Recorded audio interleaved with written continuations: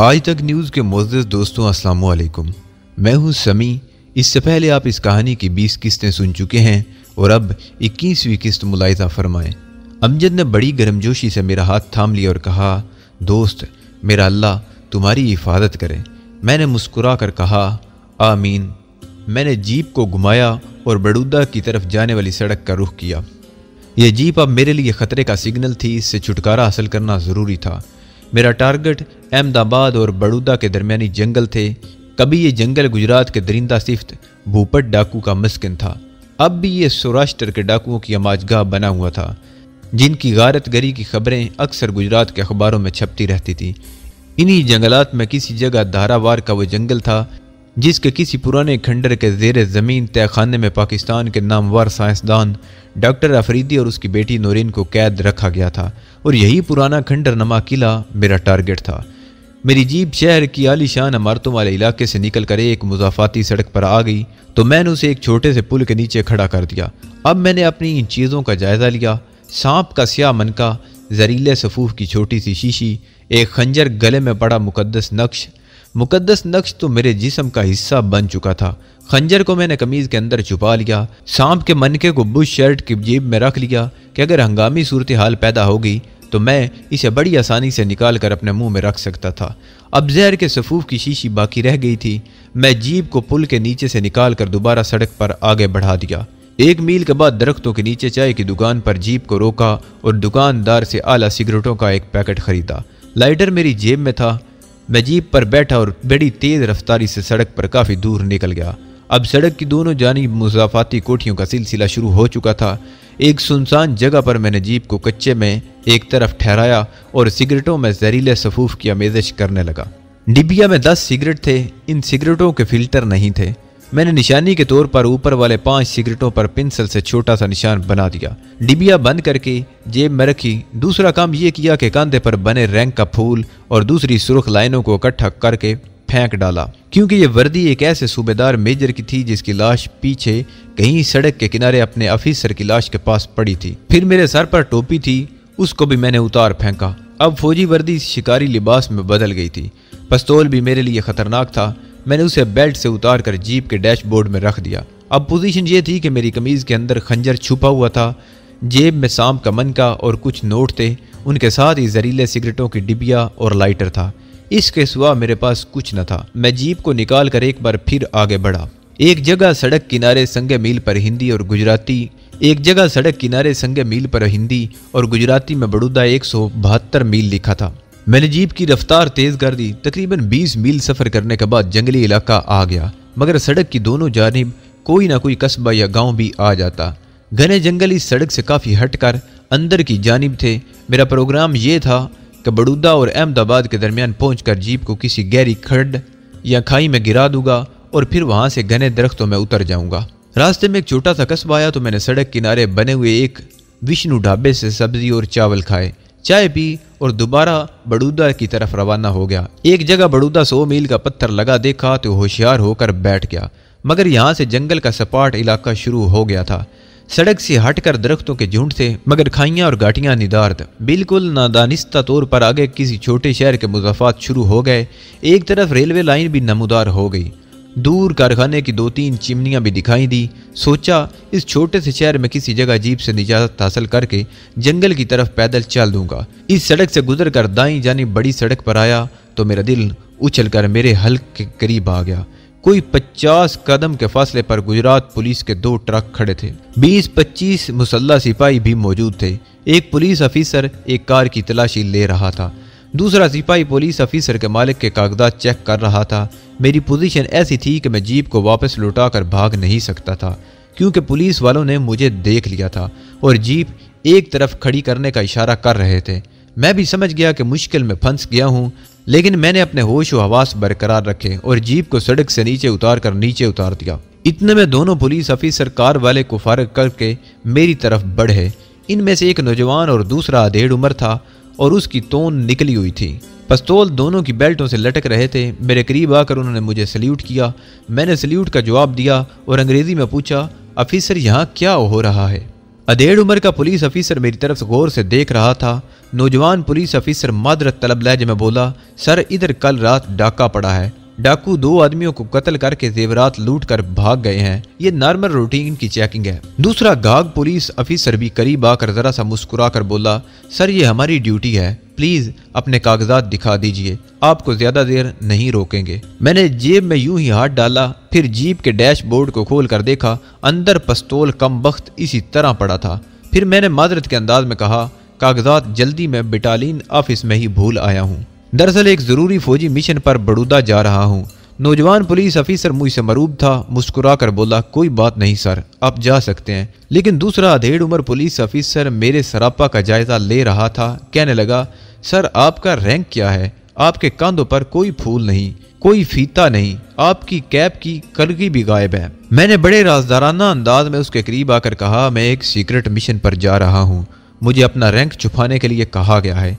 मगर ये police officer शायद फौज में लांस नाइक वगैरह रह चुका था। बोला, सर ऐसा तो इमरजेंसी में होता है और गुजरात में कोई इमरजेंसी नहीं है। ऑफिसर लोग हमेशा अपने रैंक कागजात और पे बुक के साथ सफ़र करते हैं। मैं आपकी पे बुक देख सकता हूँ? मैं यूं ही जेबों में हाथ डालने लगा। सूरत हाल खासी मुश्तबा हो गई थी। दूसरे मुसल्ला पुलिस वाले भी मेरी जीप के पास आकर खड़े हो गए। मैंने कहा, कह जो दिया है, मेरा सीक्रेट मिशन है, मुझे पे बुक भी साथ ले जाने की इजाज़त नहीं। तजुर्बाकार पुलिस ऑफिसर बोला, सॉरी सर, आपको हमारे साथ पुलिस स्टेशन चलना होगा। एक बार तो मैं अपनी जगह से हिल गया। ये पुलिस ऑफिसर तो मुझे किसी बहुत बड़ी मुसीबत में फंसा देगा। मेरा वहाँ कमांडो एक्शन करना भी बेकार था। मेरे इर्द गिर्द कोई 15-20 पुलिस वाले राइफलें उठाए खड़े मुझे मशकूक नज़रों से देख रहे थे। मैंने एक बार फिर अधेड़ उम्र पुलिस ऑफिसर को सीक्रेट मिशन के नाम पर कायल करने की कोशिश की, मगर जूं जूं मेरा इस्तदलाल बढ़ रहा था, उसका शुबा बढ़ता जा रहा था। अब मैंने रोबदार आवाज में कहा, मैं लेफ्टिनेंट कर्नल कुमार गरीजा हूँ, तुम मेरे बटालियन हेडक्वार्टर फोन करके मालूम कर सकते हो। सर थाने पहुंचकर फोन भी कर लेंगे। आई एम सॉरी, आपको हमारे साथ पुलिस स्टेशन चलना होगा। इसने 2 सिपाहियों से कहा, राम सिंह मुकर लाल साहब के साथ जीप में बैठो और थाने चलो। मैं 15 राइफलों की जद में था। अचानक मुझे अपने गले में पड़े मुकद्दस नक्श का ख्याल आ गया। मैं इस नक्श की मदद से यहाँ से फरार होने में कामयाब हो सकता था। ये नक्श मेरी बुश शर्ट के अंदर छुप गया था।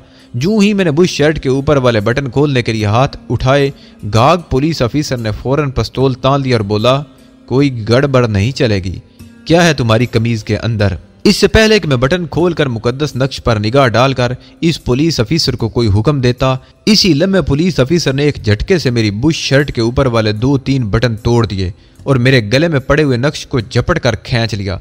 नक्श का धागा टूट गया। नक्श अब उसके हाथ में था। ये जरूर कोई रेडियो ट्रांसमीटर है। वो अब खूनख्वार नजरों से मेरी तरफ देख रहा था। मुझे पहले ही शक था कि तुम दुश्मन के एजेंट हो। अब साथी नौजवान पुलिस ऑफिसर भी चौकन्ना हो गया था। तजुर्बाकार पुलिस ऑफिसर ने मुकद्दस नक्श अपने रुमाल में लपेट कर जेब में रख लिया। ये मेरे लिए बहुत बड़ा नुकसान था। गाग पुलिस ऑफिसर गरजा, उसकी तलाशी लो। मैंने एक बार फिर उस पर रोब डालना चाहा, मगर उसके पिस्तौल का रुख मेरी तरफ ही रहा। मेरी जेब से करेंसी नोट, कमीज के अंदर से खंजर और जहरीले सिगरेटों का पैकेट और लाइटर निकालकर कब्जे में ले लिया। खंजर देखकर पुलिस ऑफिसर के चेहरे पर मैनी खेज मुस्कुराहट नमूदार हुई और बोला, ये खंजर कहाँ से आ गया बाबू? तुम भी वो डकैत हो जिसकी हमें खोज थी। उसने फौरन मुझे पुलिस गार्ड के साथ अपनी बंद गाड़ी में बिठाया और दूसरे पुलिस ऑफिसर को ऑर्डर दिया, तुम इधर ही ठहरो, इस डकैत का साथी भी आता होगा, इसको भी अरेस्ट कर लेना। मैं पुलिस के नरगे में था। कमांडो बेबस हो गया था। शेर को पिंजरे में बंद कर दिया गया था। मेरे हाथ अभी नहीं बांधे गए थे। मेरा मुकद्दस नक्श पुलिस ऑफिसर की जेब में था। सांप का मनका वो मेरी जेब से नहीं निकाल सके थे। ये एक छोटा सा शहर था। अब मैं इसका नाम भूल गया हूँ। थाना भी मुख्तसर था। मैं राइफल बरदार पुलिस की हिरासत में थाने के कमरे में खड़ा था। अगर मैं 1-2 मार भी देता तब भी वहां से फरार नहीं हो सकता था। राइफल की एक ही गोली मुझे ठंडा करने के लिए काफी थी। पुलिस ऑफिसर की निगाहें मुझ पर जमी हुई थीं। वो फोन का रिसीवर उठाकर बोला, बाबू जरा अपने बटालियन ऑफिसर का नंबर तो बताओ। मैंने अभी हथियार नहीं फेंके थे और उसे यही यकीन दिलाने की कोशिश कर रहा था कि मैं एक ऐसे फौजी मिशन पर हूं कि कुछ नहीं बचा सकता। उसने रिसीवर खटाक से नीचे रखते हुए कहा, जब तक नंबर नहीं बताओगे तुमको हवालात में रहना होगा। बिहारी दास, इसको बंद कर दो। हवालात इसी कमरे में थी। आईनी सलाखों वाली बोसीदा सी कोठरी थी। 2 सिपाही मुझे धकेलते हुए हवालात में ले गए। बाहर से दरवाजा लॉक कर दिया गया।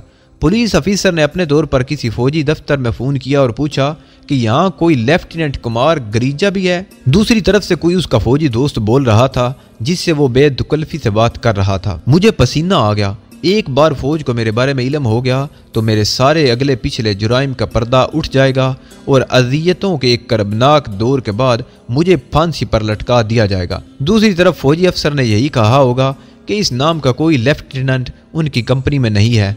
वो कहका लगाकर बोला, वर्मा जी, फिर हमने एक बहुत बड़े डाकू को पकड़ लिया है जिसने कल भी 2 खून किए हैं। राम राम। मुझे यक गोद ना तसल्ली हुई। मुझे तसल्ली हुई कि मामला सिर्फ पुलिस तक ही है, फौज तक बात नहीं पहुंची, वरना दूसरी तरफ से फौजी अफसर जरूर कहता कि हम लोग आ रहे हैं। पुलिस अफीसर ने उन्हें यह कहकर मुतमईन कर दिया था कि मैं एक डाकू हूं।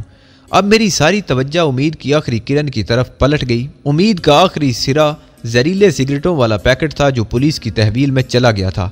हैरानी की बात थी कि आला सिगरेटों के बावजूद अभी तक पुलिस अफीसर ने इसमें से एक सिगरेट भी नहीं पिया था। मैं हवालात में आनी सलाखों के पीछे खड़ा था। मैंने कहा, अफीसर, तुम्हें गलत फहमी हुई है। मैं डाकू नहीं हूँ, इंडियन फौज का अफसर हूँ और सीक्रेट मिशन पर हूँ। कहीं बाद में तुम्हें मुझसे माफिया ना मांगनी पड़े। घाघ पुलिस अफीसर ने डायल पर कोई नंबर घुमाते हुए कहा, भूपत जी, ये तो अब बड़ौदा पुलिस अफीसर के एसपी साहब ही फैसला करेंगे कि तुम असल में कौन हो और किस सीक्रेट मिशन पर जा रहे हो। उसने मेरे देखते ही देखते बड़ौदा पुलिस हेडक्वार्टर में एसपी को फोन पर मेरे बारे में सब कुछ बता दिया। फिर यस सर कहते हुए फोन बंद कर दिया और मूंछों पर उंगलियां फेर कर बोला, एसपी साहब तुम्हें याद कर रहे हैं भूपत जी। और फिर खिलखिलाकर हंस पड़ा। वो कहते हैं कि तुम पाकिस्तानी जासूस हो। क्यों भूपत जी, क्या ख्याल है तुम्हारा मेडिकल चेकअप ना किया जाए? एसपी साहब ने मुझे भी ये हुक्म दिया है।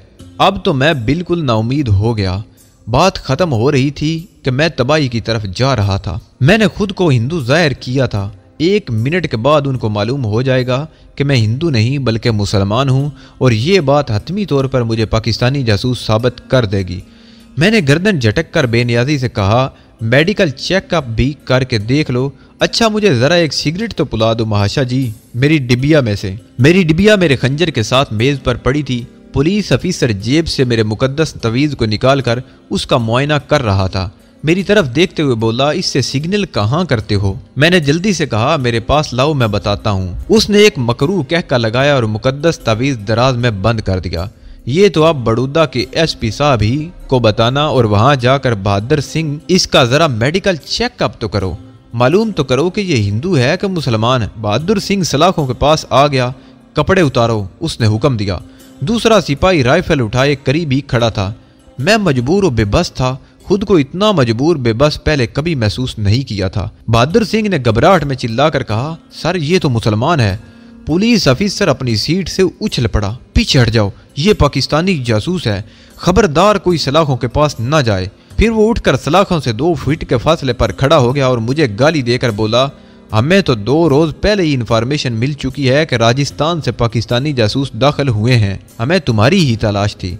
अब कहाँ गया लेफ्टिनेंट कुमार गरीजा? इसने जोर से सलाखों पर अपना बैद मारा। मैं पीछे हट गया। मैं बाजी हार चुका था। अब दिल ही दिल में खुदा से यही दुआ मांग रहा था कि मुझे महज एक आम पाकिस्तानी जासूस ही तसव्वुर किया जाए, कहीं मेरा तरचना पुली के कर्नल नारोमनी का राज तश्त बाम ना हो जाए। इसके बावजूद उदयपुर में 4 पुलिस वालों और सड़क पर 2 फौजियों के कत्ल के इल्ज़ाम से मेरा बच निकलना महाल नजर आता था। मेरा जहन बिल्कुल काम नहीं कर रहा था। मैंने अपने आप को हालात के दायरे पर छोड़ दिया। एक नज़र मैंने मेज़ पर रखे हुए जहरीले सिगरेटों के पैकेट पर डाली और पुलिस ऑफिसर से कहा, अब मैं पकड़ा तो गया हूँ तो प्लीज़ मुझे एक सिगरेट ही पी लेने दो, तुम्हारी मेहरबानी होगी। पुलिस ऑफिसर मुझे गैर आलूद नज़रों से देख रहा था। वो 2 कदम चलकर हवालात की सलाखों के पास आ गया। बाईं जानब खड़े राइफल बरदार सिपाही को परे हट जाने का इशारा किया। सिपाही वहां से हट गया। पुलिस ऑफिसर के चेहरे से करख्तगी गायब हो गई। उसने राजदाराना अंदाज में आहिस्ता से कहा, अगर तुम मुझे ये बता दो कि भारत में तुम्हारे साथी जासूस कहाँ कहाँ हैं तो मैं तुम्हें सिगरेट भी पिला दूंगा, खाना भी खिलाऊंगा और वादा करता हूँ कि तुम्हारी सजा भी कम कराऊंगा। मैंने भी उसी राजदाराना अंदाज में जवाब दिया, पहले मेरे साथ एक सिगरेट पियो। वो बोला, मैं सिगरेट नहीं पीता, इस चौकी में कोई भी सिगरेट नहीं पीता, तुम्हारे लिए चाय मंगवाता हूँ। उसने उसी वक्त एक सिपाही को हुक्म दिया कि मेरे लिए चाय और बिस्किट लाए जाएं। मेरा मंसूबा शुरू होने से पहले ही नाकाम हो गया था। वहाँ कोई भी सिगरेट नहीं पीता था। अब मेरा टारगेट मेरा मुकद्दस नक्श था। मैंने पुलिस अफीसर से कहा कि अगर वो मुझे मेरा तवीज़ दे दे तो मैं इससे पूरा तावन करूँगा। उसने ऐसा करने से इनकार करते हुए कहा, एसपी बड़ौदा ने मुझे हुक्म दिया है कि तुमसे जो कुछ बरामद हुआ है वो हरगिज़ तुम्हें वापस ना दिया जाए। वो कहते हैं हो सकता है कि इनमें से किसी शय में जहर हो और तुम खुदकशी कर लो। मैंने उसे बहुत मजबूर किया, हर किस्म का लालच दिया, मगर मुझे वो मेरा मुकद्दस नक्श वापस करने पर राज़ी ना हुआ, बल्कि मेरे बेहद इसरार पर उसे शक पड़ गया कि ज़रूर इस मुकद्दस नक्श में कोई ख़तरनाक बात है। वो बोला, ये तवीज़ मैं तुम्हें नहीं दे सकता। वैसे अगर तुम मुझे अपने साथी जासूसों के बारे में बता दो तो मैं तुम्हें बड़ौदा पुलिस के टार्चर से बचा लूँगा, नहीं तो वहाँ के टार्चर से भूत डाकू के भी रूंगटे खड़े हो जाते हैं। अब मेरे लिए इस बात का करना बेकार था। मैंने कहा कि मैं कुछ नहीं जानता, मैं पाकिस्तानी जासूस नहीं हूँ, मेरा कोई साथी नहीं है, तुम सब जहन्नुम में जाओ। पुलिस अफीसर ने सलाखों पर एक बार फिर जोर से बैद मारा और चिल्लाया, खबरदार, इसे पीने को पानी तक न दिया जाए। इसने मेरे सामने मेज पर चाय रख कर पी और बिस्कुट खाए। फिर उसने गत्ते का एक डिब्बा निकालकर उसमें मेरा खंजर, करेंसी नोट, पिस्तौल और मुकद्दस नक्श डाला। सिगरेटों का पैकेट रखने लगा तो कुछ सोचकर बोला, ये साला पैकेट का क्या काम, और उसने मेरी आंखों के सामने सिगरेटों का पैकेट रद्दी की टोकरी में फेंक दिया। एक तरह से ये बात मेरे हक में जाती थी। कम अज कम वो सबूत खत्म हो गया था जो मुझे उदयपुर के थानेदार और 3 सिपाहियों का कातिल साबित कर सकता था। वो यही जहरीले सिगरेट पीकर हलाक हुए थे, लेकिन मुझसे एक मेरा कारआमद हथियार भी छीन गया था। पुलिस अफीसर ने डिब्बे को बंद करके उस पर टेप लगाई और सिपाही से कहा, इसे अलमारी में लॉक कर दो। सिपाही ने डिब्बा दीवार वाली अलमारी में रख कर ताला लगा दिया। यूं तो मुझे हवालात में बंद हुए 1.5 घंटा गुजर गया। अब नौजवान पुलिस अफीसर और बाकी सिपाही भी आ गए। ये सिपाही इलाके के दूसरे थाने से आए हुए थे। इनके आते ही पुलिस अफीसर ने मुझे बड़ौदा ले जाने की तैयारियां शुरू कर दी। सबसे पहले इसने बड़ौदा पुलिस हेडक्वार्टर में एसपी साहब को फ़ोन पर इतला की कि मैं पाकिस्तानी जासूस को लेकर साथ चल रहा हूँ। इसके बाद मुसल्ला गार्ड तैयार की गई। मुझे हथकड़ी लगाकर हवालात से बाहर निकाला गया। जब से मैंने रजाकाराना तौर पर कमांडो मिशन शुरू किया था, मुझे पहली बार हथकड़ी लगी थी। मुझे एक ऐसी गाड़ी में मुसल्ला गार्ड पुलिस के नरगे में बिठाया गया जो कैदियों की गाड़ी थी और जिसकी बंद 4 दीवारी में सिर्फ ऊपर छोटे छोटे हवादान और रोशनदान बने हुए थे। बड़ौदा वहाँ से 1.5 घंटे की मुसाफत पर था। दोपहर के 3 बजे मुझे लेकर चला गया। कुछ मालूम नहीं कि बंद गाड़ी कहाँ कहाँ से गुजरी। 1.5 घंटे के बाद मुझे बाहर दूसरी गाड़ियों, ट्रकों और लोगों की आवाज़ें सुनाई दी। हम बड़ौदा शहर में दाखिल हो गए थे। बड़ौदा पुलिस हेडक्वार्टर पहुंचकर गार्ड ने मुझे लारी से उतारा। वहां के सिपाहियों ने मेरा जामा तलाशी ली। पुलिस अफसर मेरे साथ था। वो हथकड़ी समेत मुझे बड़ौदा पुलिस के एसपी के दफ्तर में ले गया। गंजे सर और पत्थर जैसे स्याह चेहरे वाला ये पुलिस एसपी शक्ल ही से संग दिल और बेरहम लगता था। मुझ पर एक कहर आलूद निगाह डालकर कुर्सी से उठा। बैद उसके हाथ में था। मेरे करीब आकर बैद से मेरी ठोड़ी ऊपर की और कहा, यहाँ तुम्हारे दूसरे साथी कहाँ है? फिर मेरे जवाब का इंतजार किए बगैर छोटे छोटे नुकीले दांत निकालकर रियाकाराना अंदाज में मुस्कुराया और बैद मेरे हलक में थोड़ा सा दबाकर बोला, ले जाओ इसे कोठरी में बंद कर दो। ये इसी हेडक्वार्टर के नीचे तहखाने में 5 फीट चौड़ी और कोई 4 फीट लंबी काली कोठरी थी। इसमें सिर्फ लोहे का एक दरवाजा था। दीवार में कहीं कोई रोशनदान नहीं था। लोहे के दरवाजे पर एक छोटा सा ताक था जिसका पट बाहर को खुलता था। इस ताक में सलाखें थीं। सिपाही मुझे इस काल कोठरी में धकेल कर दरवाजा बंद करके चले गए। फर्श पर कुछ नहीं बिछा था। यहाँ हबस हो रहा था। मैंने बैठते ही सबसे पहले काम ये किया कि जेब से सुधा नगनी का दिया हुआ सांप का मनका निकाल कर देखा। इत्तफाक से ये मनका पुलिस की दस्त बर्द से बच गया था। सुधा नगनी बेहद याद आई। मैं इसी शहर में उसे पुलिस की हिरासत में देखकर अपनी जान बचाकर भाग गया था। किस्मत की सितम ज़रीफ़ी देखिए कि थोड़े ही दिनों बाद इस शहर की काल कोठरी में एक बेबस व मजबूर कैदी की तरह मैं भी पड़ा था। खुदा जाने सुधा नगनी कहाँ होगी। उसका केस बड़ौदा में चला गया होगा या शायद अभी मुकदमा चल रहा हो। यह भी हो सकता है कि उसे सज़ा हो गई हो या रिहा कर दी गई हो। मैंने मनके को चूम लिया, फिर उसे जेब में रखा और सोचने लगा कि अब मुझे क्या करना चाहिए। मेरे जराइम की जंजीर की तमाम कड़ियाँ एक एक करके खुलने वाली थी। इसका आखिरी सरा तिरुचिरापल्ली के पाकिस्तानी जासूस कर्नल मनी से जाकर मिलने वाला था। मुझसे सरजद हुए कितने ही कत्ल साबित होने वाले थे। फांसी मेरे मुकद्दर में लिखी थी। मुझे मरने से खौफ नहीं आ रहा था। जब यहाँ के अकूबत खानों में दी जाने वाली अजियतों का ख्याल आता तो जिस्म के रोंगटे खड़े हो जाते थे। एक बात तो तय थी कि मैं किसी हालत में भी मुंबई में रिहाइश पजीर पाकिस्तानी एजेंट हकीम सुलेमान शाह का नाम ज़बान पर नहीं लाऊंगा। मैं खुदा से दुआएं मांगने लगा कि ऐ खुदा मुझे तौफीक अता कर कि मैं दुश्मन की अकूबत में हिम्मत और सब्र से बर्दाश्त करूं और अपने पाक वतन के साथ गद्दारी का मुर्तकब न हूं। खुदा जाने इस काल कोठरी में पड़े पड़े कितना वक्त गुजर गया था। मैं हबस और फजा की रतूबत की वजह से मेरा जिस्म अकड़ने लगा था। दरवाजे का ताक खुला। किसी ने अखबार में लिपटा एक पैकेट अंदर फेंक दिया। इसमें एक सूखी रोटी थी। मैंने वही जहर मार करके खाई। मुझे प्यास लग रही थी मगर वहाँ पानी कहीं नहीं था। खामोशी से सब्र करके बैठा रहा। शायद आधी रात के वक्त कोठरी का दरवाज़ा खुला। दो सियाह-फाम आदमी मुझे खा जाने वाली नज़रों से घूर रहे थे। कोठरी के बाहर छत पर कमज़ोर बल्ब जल रहा था। उन्होंने मेरी आंखों पर पट्टी बांधी, मेरे बाजू पीछे रस्सी से जकड़े और अपने साथ लेकर चल पड़े। मैं एक बार जीना चढ़ा, एक बार सीढ़ियाँ उतरा, सपाट फर्श पर कुछ दूर चला। यहाँ मुझे जंजीरों की झनकार सुनाई दी। मुझे पकड़कर एक बार फिर सीढ़ियों से उतारा गया। फिर मेरी आंखों की पट्टी खोल दी गई। ये एक कमरा था जिसके वस्त में सीमेंट का थड़ा था। यहाँ एक कुर्सी रखी थी। इसके पीछे बिजली के तार लटक रहे थे। मुझे इसी कुर्सी पर बिठाकर मेरे बाजू और पिंडलियाँ जकड़ दी गईं। दोनों सियाह-फाम आदमी पीछे हटकर खड़े हो गए। कमरे का दरवाज़ा खुला और वही जल्लाद मरहटा एसपी हाथ में बैद लिए अंदर दाखिल हुआ। उसने इशारा किया तो मेरे सर के ऊपर 200 पावर का बल्ब जल गया। कमरा रोशनी से भर गया। मरहटे एसपी ने मेरे करीब आकर कहा, तुम्हारे बारे में सब कुछ मालूम हो गया है। तुम एक खतरनाक पाकिस्तानी जासूस नहीं बल्कि कई इंडियन पुलिस और फौज के अफसरों के कातिल भी हो।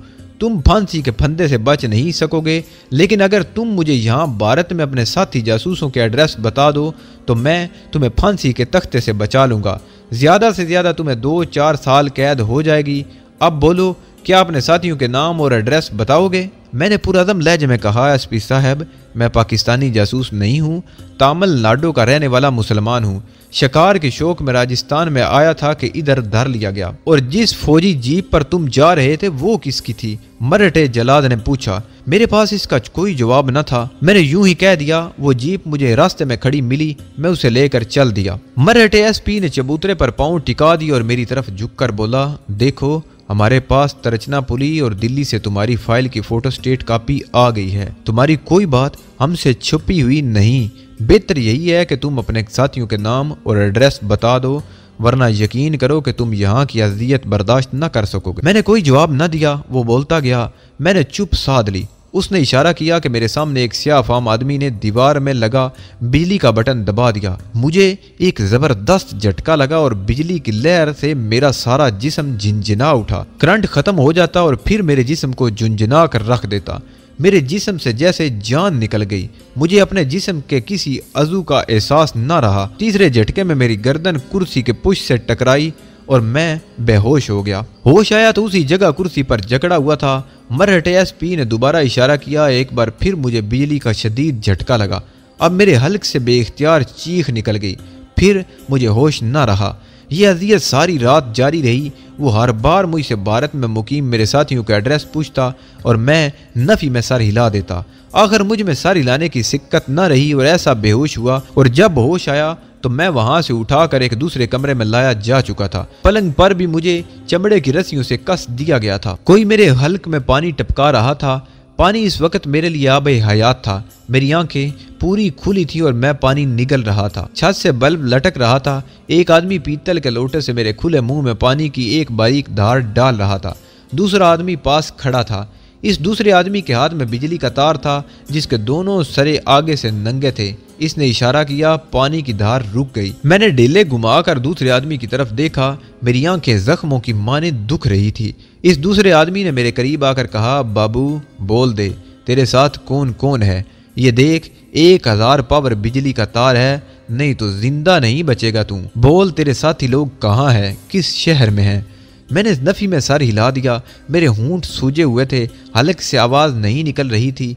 इस आदमी के होंठों पर जहरीली मुस्कुराहट नमूदार हुई। वो पलंग की पाइंती की तरफ आया और तार लेकर मेरे नंगे पाँव से लगा दिया। मेरे मुंह में एक ऐसी भयानक चीख निकली कि मुझे खुद इस चीख से खौफ आ गया। यह किसी ऐसे जानवर की आखिरी चीख थी जिसको कुंद छुरी से पूरी ताकत के साथ ज़बह किया जा रहा हो। मेरे सारे जिस्म को गोया आग लग गई। मेरा दिल जैसे झुलस गया। मुझे अपनी खोपड़ी में कोई चीज़ पकती हुई महसूस हुई। मेरा सारा जिस्म लरज़ने लगा। मैं दोबारा बेहोश हो चुका था। एक बार फिर होश आया तो मैं उसी पलंग पर पड़ा था, मगर मेरा जिस्म जकड़ा हुआ नहीं था, सिर्फ पांव जंजीर से बंधे हुए थे। 3 नए पुलिस अफीसर मेरी दाईं बाईं कुर्सियों पर बैठे थे। एक डॉक्टर मुझे कोई इंजेक्शन दे चुका था। एक पुलिस अफीसर ने, जो नाटे कद, चौड़े शानों और सांवली रंगत वाला था। मेरा नाम ठाकर विजय चंद है। मैं इंस्पेक्टर पुलिस हूँ, मगर तुम्हारा दोस्त हूँ। मैं अजियत देने के सख्त खिलाफ हूँ, इसलिए मैं खुद यहाँ डॉक्टर को लेकर आया हूँ। ये मेरे 2 असिस्टेंट हैं। तुम बिल्कुल ही बेफिक्र हो जाओ, अब तुम्हें कोई कुछ नहीं कहेगा। फिर उसने इशारा किया। एक आदमी ट्रे में खाना लेकर अंदर आ गया। मुझे उठाकर पलंग पर बिठाया गया। मेरी गर्दन अकड़ी हुई थी। भूख और प्यास से अंतड़ियाँ सूख कर पेट में कांटों की तरह चुभती हुई महसूस होने लगी थी। सबसे पहले मैंने पानी पिया। कांसी की कटोरियों में दाल, भाजी, चावल और कचौरियाँ थी। मैंने सारी चीज़ें खा ली। दिमाग ने कहा, ये भी तेरे दुश्मन हैं जो एक नए रूप में आए हैं। खाना खा लो, फिर न जाने कब तक भूखा प्यासा रहना पड़े। जब मैं खूब सेर होकर खा चुका तो मुझे मीठी खीर दी गई। इतनी आला गज़ा खाने के बाद मुझ पर गनूदगी तारी होना शुरू हो गई। इंस्पेक्टर ठाकर मुझसे आहिस्ता आहिस्ता पूछने लगा, दोस्त तुम्हारा असली नाम हमें मालूम है, बस अब यहाँ अपने दोस्तों के नाम बता दो, हम तुम्हें खुद पाकिस्तान का बॉर्डर क्रॉस करा देंगे। मैंने कहा, मैं पाकिस्तानी जासूस नहीं हूँ, मेरा यहाँ कोई साथी नहीं है। मुझे नींद आ रही थी। जरा झपकी लगती तो इंस्पेक्टर उठाकर मुझे बैद का ठोका देकर उठा देता। शायद दुनिया में इससे बड़ी अजियत कोई नहीं है कि आपने मुर्गन खाना खाया हो, आप पर नींद का गलबा हो और कोई आपको सोने न दे। मेरे साथ यही हो रहा था। मेरी आंखें अंगारों की तरह दहकने लगीं, गर्दन अपने आप ही ढुलक जाती। इंस्पेक्टर के बैद की ज़रबें अब शदीद होती गईं। वो मेरे सोते ही गर्दन पर जोर से बैद मारता। मैं बुलबुला कर जाग पड़ता और नींद के गलबे से गर्दन एक तरफ ढलक जाती। खुदा जाने कब तक यह अजियतनाक सिलसिला जारी रहा। फिर मुझे कुछ होश न रहा। मेरी गिरफ्तारी बड़ौदा पुलिस ने की थी। केस भी इसी जगह दर्ज हुआ था, इसीलिए पुलिस हुकाम मुझसे एतराफ़ करवाने के बाद यहीं से मेरा चालान तैयार करके उत्तर प्रदेश प्रांत को भेजना चाहते थे। वो मेरे एतराफ़ का क्रेडिट खुद हासिल करना चाहते थे। 1 हफ्ते तक तरह तरह की अजीतें आजमाई गई। मुझे बरकी रो के झटके दिए गए, ठंडे पानी के टब में डुबकियाँ दी गईं, सारी रात जगाया गया। मेरे पाँव के तलवों पर बैद की शदीद ज़रबें लगाई गईं। मैंने खुदा की दी हुई ताकत के साथ ये सारी अकूबतें सब्र से बर्दाश्त कर लीं, लेकिन मुंबई में मुकीम पाकिस्तानी एजेंट का नाम न बताया। मैंने ये भी एतराफ़ न किया कि मैं पाकिस्तानी जासूस हूँ। यही कहता रहा कि मेरा जासूसी से कोई ताल्लुक़ नहीं। 1 हफ्ते की शदीद अज़ियतों के बाद मुझे बड़ौदा जेल की एक कच्ची कोठरी में डाल दिया गया।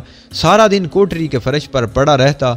दिन में 1-2 बार 2 रोटियां अचार के साथ मेरी कोठरी में फेंक दी जाती। एक बंगी पानी की बाल्टी लेकर आता और सलाखों के बाहर खड़े होकर मुझे पानी पिला जाता।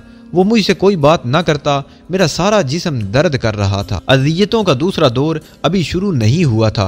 मेरी कोठरी के बाहर छोटा सा बरामदा था। इस बरामदे का दरवाज़ा भी सलाखों वाला था। एक नंबरदार यहाँ राइफल उठाए चल फिर कर पहरा देता। वो कई बार मुझे मशवरा दे चुका था कि मैं पाकिस्तानी जासूस होने का इतराफ़ कर लूँ, वरना यहीं गल सड़ कर ख़त्म हो जाऊँगा। 1 हफ्ता कोठरी में पड़ी रहने से मेरी खोई हुई ताकत किसी हद तक वापस आ गई थी। अब मैं वहां से फरार होने के इम्कानात पर गौर करने लगा था। मेरी कोठरी के सलाखदार दरवाजे पर बाहर से ताला लगा हुआ था।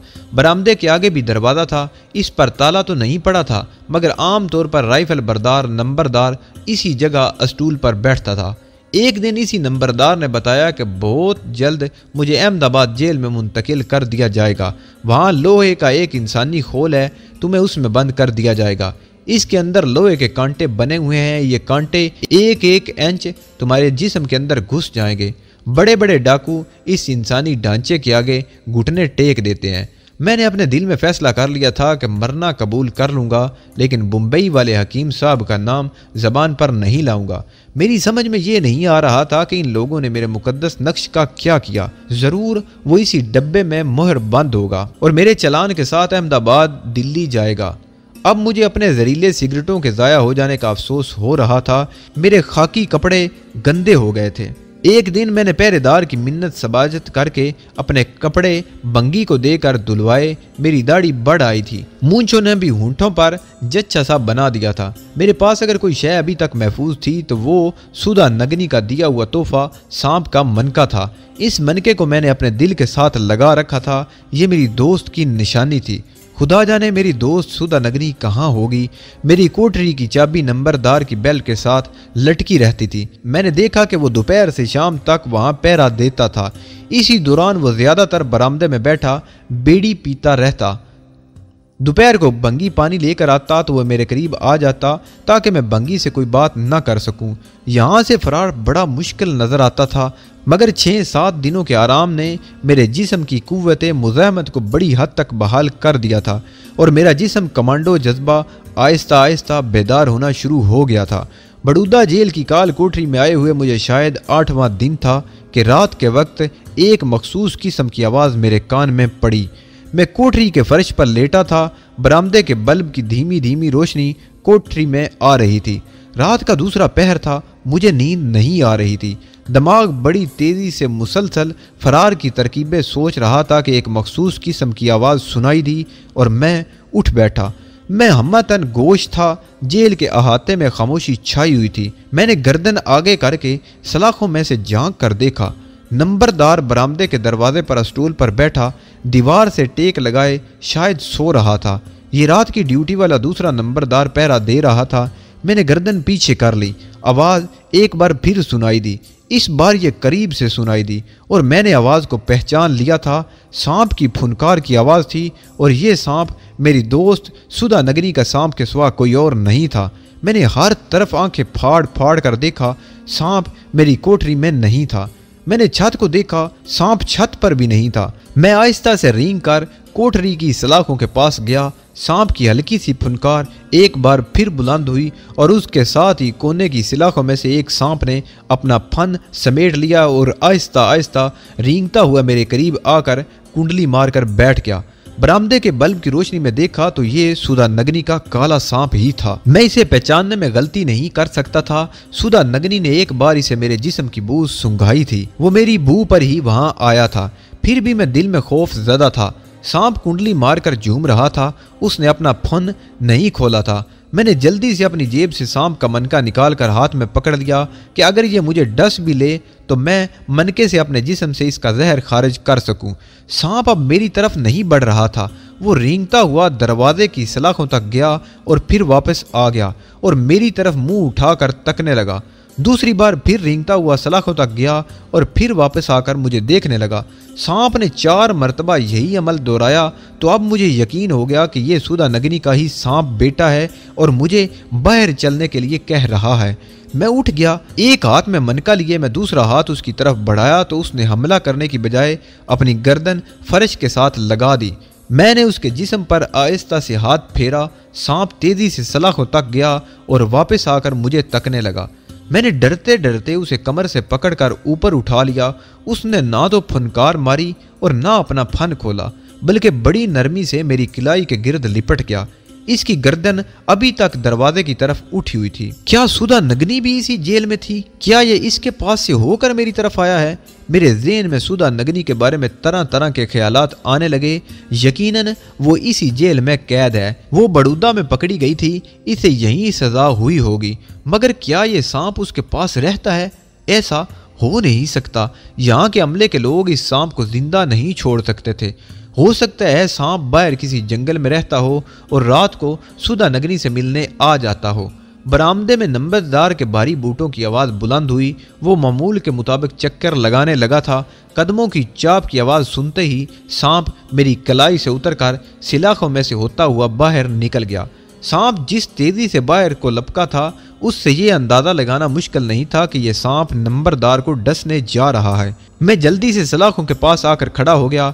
मैं ये चाहता था कि अगर नंबरदार को सांप के डसने से मरना ही है तो वो सलाखों के पास गिरे ताकि मैं उसकी बेल्ट से कोठरी के ताले की चाबी निकाल सकूं। मुझे सलाखों के पास देखकर नंबरदार मेरे करीब आकर करख्त आवाज में बोला, क्यों बे, इधर तुम क्यों खड़ा है, पीछे जाकर सो जा। मुझे बरामदे में सांप नजर नहीं आ रहा था। मैं नंबरदार को बातों में लगाए रखना चाहता था ताकि जब तक सांप मेरे कियास के मुताबिक इसे डस न ले ये इसी जगह खड़ा रहे। मैंने कहा, ठाकुर मुझे प्यास लगी है।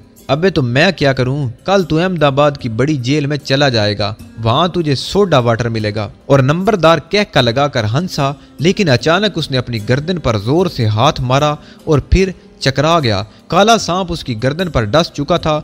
उसने दोनों हाथों से अपनी गर्दन पकड़ ली और उसके हलकूम से धीमी धीमी खर खर की आवाजें निकलने लगी। फिर वो धड़ाम से इस तरह गिरा कि उसका सर सलाखों से टकरा गया।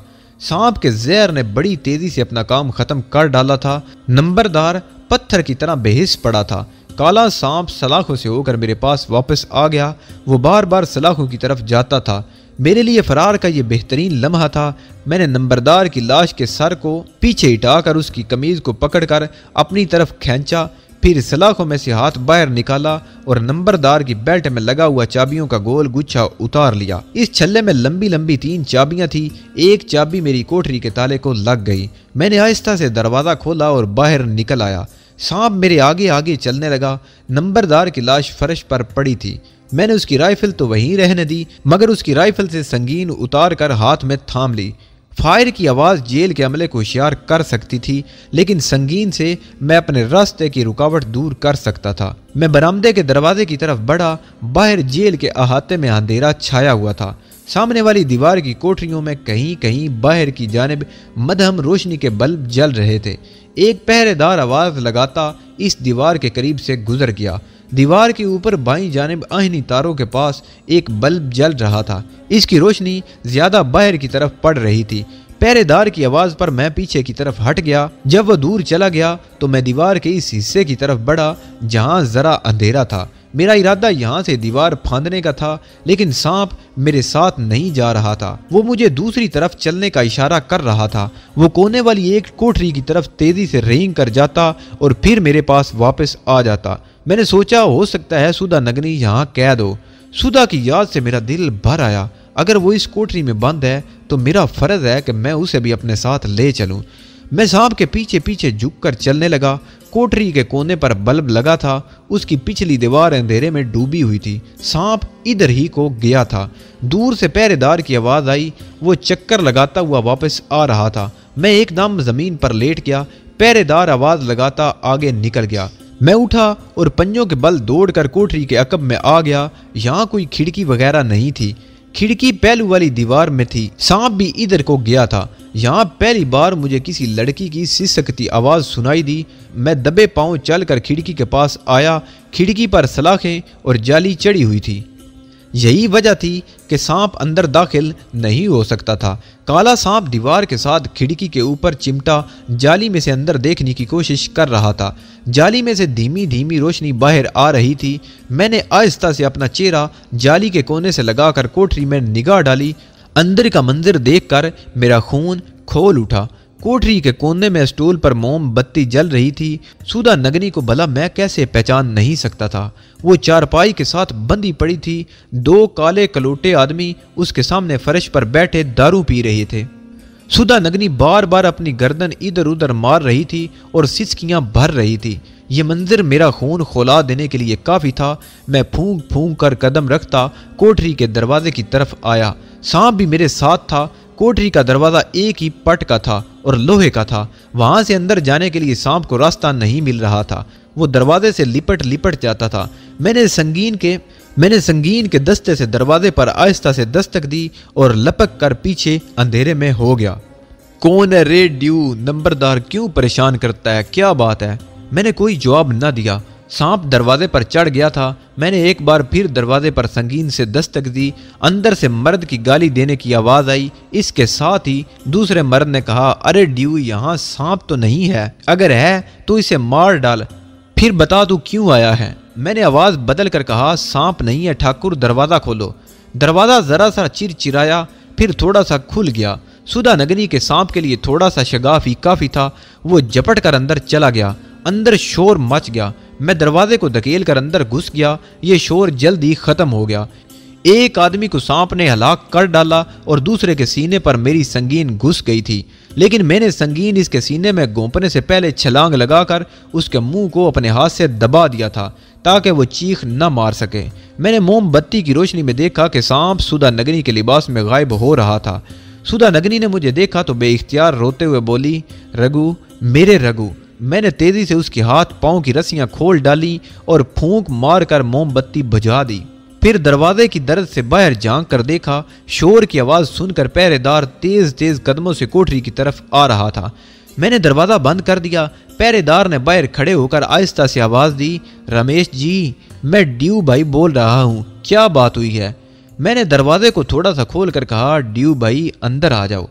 पहरेदार एक पल के लिए ठिठका, फिर जूं ही उसने कोठरी में गर्दन डाली, मैंने उसे अपने बाजुओं में दबोच कर झटका दिया और अंदर खींच लिया। इसके हाथ में राइफल थी। इससे पहले कि वो फायर करता मैं उसे ठिकाने लगा चुका था। सुधा चारपाई से उठ खड़ी हुई थी। उसने पहरेदार की राइफल उठा ली और दोनों आदमियों की लाशों पर नफरत से थूक दिया। फिर अपने सीने पर हाथ मारकर बोली, मेरा बेटा मुझे वापस मिल गया। रघु, तुम यहाँ कैसे आ गए? मैंने कहा, ये बातें बाद में होंगी, पहले यहाँ से भागो। सुधा नगरी ने कोठरी से निकलकर एक तरफ इशारा किया, रघु, इधर औरतों का वार्ड है। मैंने सरगोशी में कहा, झुकी झुकी मेरे पीछे आओ, सामने अंधेरा है दीवार के पास। जेल का ये अहाता आधी रात के सन्नाटे में डूबा हुआ था। जो पहरेदार यहाँ चल फिर कर आवाज लगाकर पहरा देता था, उसकी लाश कोठरी में पड़ी थी। हमने झुके झुके भागकर अहाता अबूर किया और सामने दीवार के पास अंधेरे में आ गए। ये जेल की दीवार थी और जैसा कि जेल की दीवारें कच्ची रखी जाती हैं, ये दीवार भी कच्ची थी। मैंने संगीन मारी तो दीवार की मिट्टी गिर पड़ी। सुधा, हम यहाँ निदौर लगाएंगे। मैं इसके साथ अब तमिल जबान में बात कर रहा था। इसने कहा, मैं तुम्हारी मदद करूंगी। ये जगह नरक समान है, मैं यहाँ मरना नहीं चाहती। मैंने दीवार की मिट्टी अखेड़नी शुरू कर दी। मिट्टी भुरभुरी थी, संगीन भी नोकदार और तेज थी। देखते ही देखते वहां शगाफ पड़ गया। थोड़ी देर बाद सुधा ने संगीन पकड़ ली और दीवार के शगाफ को कुशादा करने लगी। मैंने 2 मिनट बाद उसकी संगीन ले ली और खुद दीवार खोदने लगा। अचानक एक तरफ सर्च लाइट की रोशनी हुई। हम जल्दी से जमीन के साथ चिपक गए। रोशनी का दायरा जेल के दरवाजे पर ऊपर बने हुए मचान पर लगी सर्च लाइट से फेंका जा रहा था। ये दायरा दीवार के ऊपर खारदार तारों पर आहिस्ता आहिस्ता होता हमारी तरफ बढ़ रहा था। हम जमीन पर सांस रोके हुए पड़े थे। सर्च लाइट की रोशनी का दायरा अब नीचे उतरने लगा था। यह बात बड़ी खतरनाक थी। इस रोशनी में हमें देखा जा सकता था। मैं सुधा नगनी को खींचकर दीवार से दूर ले गया। सुधा की पुरानी साड़ी में से सांप की धीमी सी फुनकार की आवाज आई। सुधा ने अपने मुंह पर हाथ रखकर सरगोशी की, मेरे बेटे कोई बात नहीं, शांति शांति। मेरी आंखें दीवार पर ऊपर नीचे होती सर्च लाइट पर जमी हुई थी। मेरा दिल धड़क रहा था। अगर ये रोशनी दीवार के शगाफ पर आई तो अभी जेल के खतरे के अलार्म चीख उठेंगे और फिर हमारा यहाँ से निकलना नामुमकिन हो जाएगा। दीवार का शगाफ तो हमें रात के अंधेरे में भी नजर आ रहा था, लेकिन किस्मत हम पर मेहरबान थी। सर्च लाइट का दायरा शगाफ से ऊपर ही से गुजर गया। मैंने सुधा का बाजू जरा सा दबाया। आओ। 10 मिनट की सड़ तोड़ कोशिश के बाद मैंने दीवार में छोटा सा सुराख कर लिया। फिर इस सुराख को इतना कुशादा किया कि हम इसमें से रेंग कर बाहर जा सकते थे। पहले मैंने शगाफ में से सर निकाल कर बाहर देखा। बाहर एक खाई थी जिसकी दीवार के साथ साथ एक पतली सी पगडंडी जा रही थी। मैं बाहर निकल आया, फिर सुधा नगनी को सहारा देकर बाहर खींच लिया। खाई में पानी भरा हुआ था और झाड़ियों में झींगर बोल रहे थे। हमने कुछ सोचे समझे बगैर एक तरफ दौड़ना शुरू कर दिया। सुधा नगनी पर भी मेरी तरह जल्द ही बहुत नकाहत तारी हो गई। वो इतनी मुद्दत जेल के फाकों और अजियतों का नतीजा थी। हमने दौड़ना बंद कर दिया और तेज तेज चलना शुरू कर दिया। हम इस इलाके से कतन नावाकिफ थे। रात गहरी खामोश और सुनसान थी। खाई के पार खेतों से कुछ दूर बुलंद इमारतों में रोशनियां हो रही थी। हम जेल की बुलंद दीवार के बिल्कुल साथ लगकर चल रहे थे। सांप, सुधा नगनी का बेटा सांप, अब उसकी गर्दन से लिपट जाने की कोशिश कर रहा था। सुधा ने उसे नीचे कर दिया। उसका सांस फूल रहा था। मगर वो मेरे साथ तेज तेज चली जा रही थी। ये हमारी जिंदगी और मौत का सवाल था। हम 4 आदमियों को कत्ल करके जेल से भाग रहे थे। आगे जेल की दीवार पर बड़ा सा बल्ब रोशनी दे रहा था। हम रुक गए। हमने आंखें फाड़ फाड़ कर चारों तरफ देखा, फिर दीवार की तरफ देखा, वहां कोई नहीं था। हम भागकर रोशनी के हिस्से को अबूर कर गए। खतरा था कि अगर हम इस तरह जेल की दीवार के साथ साथ चलते चले गए तो जेल के बड़े फाटक पर जा निकलेंगे। मैंने अंधेरे में देखा कि कुछ फासले पर एक पुलिया सी दिखाई दी। हमने लगभग कर उस पुलिया पर से खाई अबूर की और सामने वाले खेतों में जा घुसे। ये ज्वार के खेत थे और काफ़ी ऊंची फसल उगी हुई थी। हमने अपना रुख इस सिमत कर लिया था जिधर किसी इमारत या ऊंची बिल्डिंग की बत्तियां नहीं थी और दूर तक अंधेरा छाया हुआ था। उस वक्त हमें जिस चीज़ ने ज़्यादा परेशान कर रखा था वो ये थी कि हम अभी जेल से ज़्यादा दूर नहीं गए थे और वहाँ किसी वक्त भी हमारे फरार का इल्म हो सकता था। इसके साथ ही पुलिस पार्टियाँ हमारी तलाश में निकल खड़ी होती और हम गिरफ्तार हो सकते थे। हमें तेज़ी से इस इलाके से बहुत दूर निकल जाना था। वक्त गुजरा जा रहा था। अंधेरी की चादर हमारी रखवाली कर रही थी। हमारे सांस फूल रहे थे मगर रुक कर सांस लेने की फुर्सत न थी। कुछ फासले पर सड़क के खंभों की रोशनियां नजर आ रही थी। हम इससे हटकर दूसरी सिमत चलने लगे। कुछ दूर चले होंगे कि एक छोटी सी मुजाफाती बस्ती आ गई। यहाँ क्वार्टर नुमा कोठियाँ बनी हुई थी जिनके दरमियान सड़कें थीं। यहाँ खंभों पर लगे बल्ब जल रहे थे। हम इस बस्ती के किनारे से होकर निकलने लगे तो कुछ फासले पर एक कोठी नुमा क्वार्टर नुमा कोठी के बाहर एक छोटी कार खड़ी नजर आई। मैं रुक गया।